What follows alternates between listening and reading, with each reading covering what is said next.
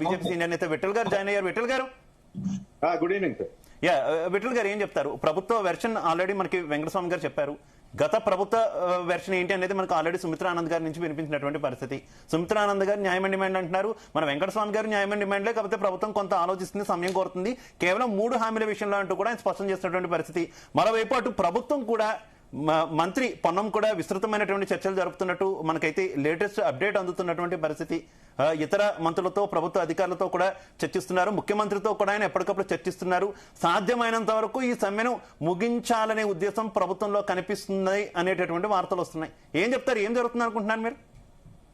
అక్కడ ఉన్నటువంటి panel members అందరికి కూడా మీకు జీ న్యూస్ కి గుడ్ ఈవినింగ్ తెలియజేస్తూ, ఆర్టీసీ అనేది అత్యంత కీలకమైనటువంటి సంస్థ, నిత్యం ప్రజలకు సేవ చేసే సంస్థ. దాదాపు 65 లక్షల మంది ప్రతిరోజు ఆర్టీసీ బస్సుల ద్వారా ప్రయాణం చేస్తారు. 10,000 బస్సులు ఉంటాయి. వేలాది మంది కార్మికులు దానిపైన ఆధారపడినారు. ఒక హైదరాబాద్ లోనే 25 లక్షల మంది ప్రతిరోజు ఆర్టీసీలో ప్రయాణం చేస్తారు. ఇవాళ సమ్మెలోకి వెళ్ళడం ద్వారా చాలా మందికి ఇబ్బంది కలుగుతారు.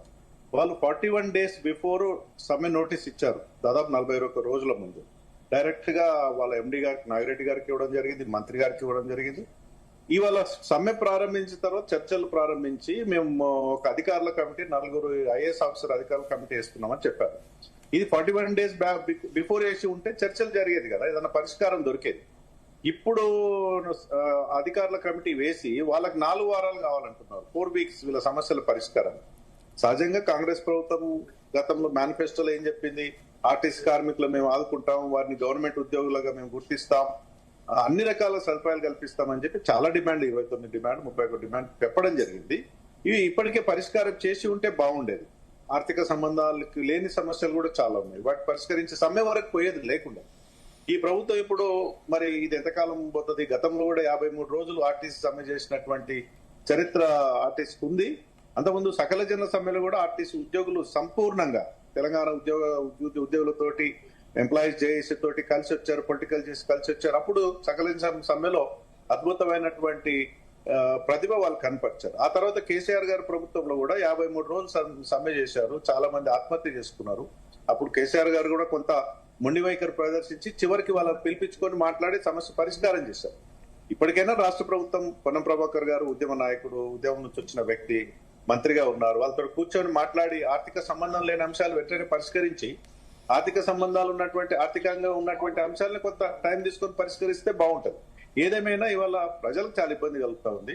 వెంటనే ప్రభుత్వం జోక్యం చేసుకుని ఈ బస్సుల విషయంలో విఠల్ గారు, ఈ బస్సుల విషయంలో ఇది కేంద్ర ప్రభుత్వ పథకం, కేంద్ర ప్రభుత్వం నియమించినటువంటి నియమ నిబంధనల అనుసారంగానే ప్రస్తుతం రాష్ట్ర ప్రభుత్వం ముందుకెళ్తుందని ఉద్యోగులకు చెప్తున్నటువంటి పరిస్థితి. ఉద్యోగులు కూడా కేంద్ర ప్రభుత్వం ఈ తరహా పథకాన్ని తీసుకురావడం కరెక్ట్ కాదు, ఏకంగా ప్రైవేట్ సంస్థలకు రాయితీలు ఇవ్వడం, అలాగే ప్రైవేట్ సంస్థలకు ఆర్టీసీ ఆస్తులను అప్పచెప్పేటటువంటి వ్యవహారం ఈ బస్సుల పేరుతో జరుగుతుంది.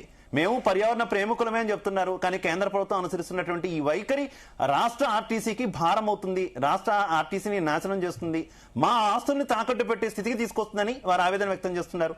ఏం చెప్తారు? మారుతున్నటువంటి కాలాన్ని బట్టి, సాంకేతిక టెక్నాలజీ మారుతున్న బట్టి మార్పు రావాల్సిన అవసరం వస్తుంది. ఇవాళ ఈ కార్స్ వచ్చినాయి, ఈ 2 వీలర్స్ వచ్చినాయి, ఈ బస్సులు కూడా వస్తాయి. ఈ బస్సులను వ్యతిరేకించట్లే, కానీ ఆ పాలసీ ద్వారా ఆర్టీసీకి నష్టం అనేది వారు స్పష్టం చేస్తున్న పరిస్థితి. ఒక్క మాట, కార్మికులకు ప్రభుత్వం కన్విన్స్ చేయాల్సింది ఏంటంటే, ఈ బస్సులను ఇంట్రడ్యూస్ చేయడం ద్వారా మీకు ఎలాంటి నష్టం లేదు, కార్మికులకు నష్టం లేదు, అది హామీ ఇస్తామని ప్రభుత్వం చెప్పాలి. ఈ సంస్థ పరంగా చూస్తే ఈ బస్సును ఇంట్రడ్యూస్ చేయడం ద్వారా రోజువారీ డీజిల్ ఖర్చులు తగ్గుతాయి. ఇవాళ అంతర్జాతీయంగా ఉన్నటువంటి ఒత్తిడి కావచ్చు, రాష్ట్రం ఉన్నటువంటి ఆ డీజిల్ ఎక్స్పెండిచర్, ఆపరేటింగ్ ఎక్స్పెన్సెస్ తగ్గుతాయి కదా ఎలక్ట్రిక్ బస్సులు వస్తే. అది కన్విన్స్ చేయాలి. ఆ ప్రభుత్వం రాష్ట్ర ప్రభుత్వం ఏం చేయాలి? ఇది కేంద్ర ప్రభుత్వ పథకమైన రాష్ట్రానికి, అన్ని రాష్ట్రాలకు ఇస్తున్నారు, మేము కూడా తీసుకుంటున్నాం, మీ సర్వీసెస్ కి ఎలాంటి నష్టం లేదు, మీకు మేము హామీ ఇస్తున్నాం, మీకు ఆరోగ్య ఉద్యోగ భద్రత మీకు ఉంటది, మీరు భయపడాలి. ఈ బస్సులతో వారి ఉద్యోగానికే ముప్పు వాటిల్లుతుంది అనేది వారి ఆవేదన. ఇప్పుడు నడుస్తున్నటువంటి ఈ బస్సులకు కూడా ఉన్నటువంటి డ్రైవర్లు బయట వ్యక్తులే, ఎక్కడ కూడా ఆర్టీసీ కార్మికులు కాదు, వాళ్ళు మా వాళ్ళు కాదు, సేఫ్టీ కూడా ఉండదు. ఆర్టీసీ కార్మికులు అయితే సుశిక్షితులు, వారు నడిపేటటువంటి ప్రయాణం, వారు బస్సు నడిపితే ప్రయాణికులు క్షేమంగా ఉంటారు, రోడ్డు మీద వెళ్లే వాళ్ళు కూడా క్షేమంగా ఉంటారు, ఆర్టీసీ కూడా భద్రంగా ఉంటుందని చెప్తున్నారు. క్లియర్ గా చెప్తున్నారు.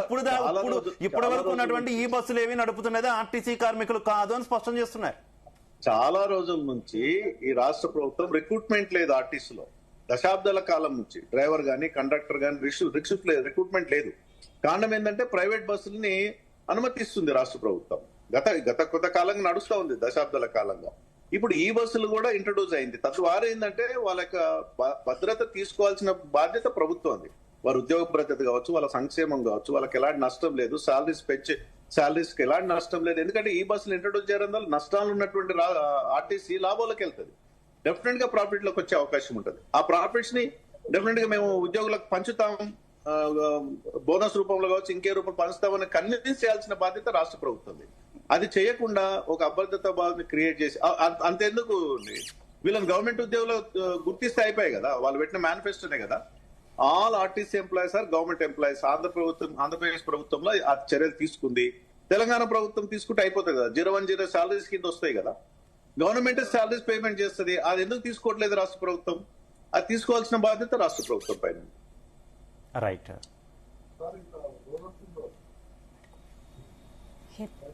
హేమ గారు,